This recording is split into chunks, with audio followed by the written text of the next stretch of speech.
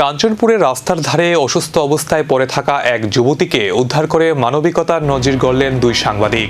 বর্তমানে তিনি হাসপাতালে চিকিৎসাধীন, তবে এখনো জানা যায়নি তার পরিচয়। উত্তর ত্রিপুরার কাঞ্চনপুর মহকুমার পেট্রোল পাম্প সংলগ্ন এলাকায় সোমবার দুপুরে প্রায় ১৯ বছর বয়সী এক যুবতীকে অসুস্থ অবস্থায় রাস্তার ধারে পড়ে থাকতে দেখা যায়। ঘটনাটি নজরে আসতেই মানবিক দায়িত্ববোধ থেকে সাংবাদিক অমৃত পাল ও ভরতনাথ দ্রুত ওই যুবতীকে উদ্ধার করে কাঞ্চনপুর মহকুমা হাসপাতালে ভর্তি করেন।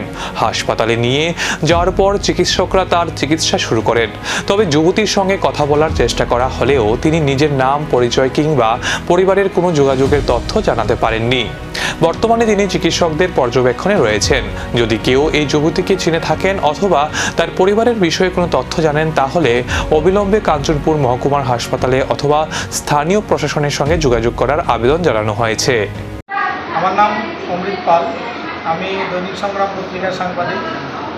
আমি আজকে প্রতিদিনের মতন আজকে এই দুপুরে 11:30টার সময় আমি সংবাদ সংগ্রহ করতে সময় যখন আমি বাইরে ঘর থেকে বাইরের সময় পেট্রোল পাম্প সংলগ্ন এলাকায় আমি যখন আই, হঠাৎ করে দেখি এই 19 বছরের একজন যুবতী সে রাস্তাতে পড়িয়া রয়েছে। সঙ্গে সঙ্গে আরও অনেকজন আইছে। আওয়ার পরে আমরা মাথাতে জল টল দিই। দেওয়ার পরে আমার সঙ্গে একজন আসছিল ভরতনাথ।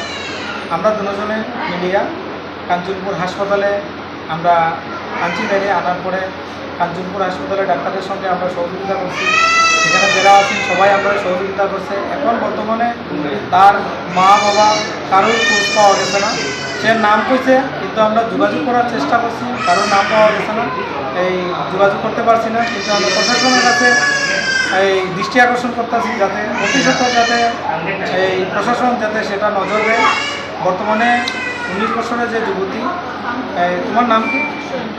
সঞ্জু নাথ, সে এখন বর্তমানে কাঞ্চনপুর হাসপাতালে ভর্তি আছে, চ্যালেঞ্জ চলছে। আমরা ওষুধও আনিয়া দিছি। বর্তমানে কীরকম আছো তুমি? সুস্থ আছো না? কে তোমার হাসপাতালে আনছে? অচেনা এক প্রাণকে বাঁচাতে এগিয়ে এসেছেন দুই মানবিক মানুষ। এখন অপেক্ষা, এই যুবতীর পরিবার কি তার খোঁজ পাবে? এখন উত্তর মিলবে হয়তো খুব শীঘ্রই।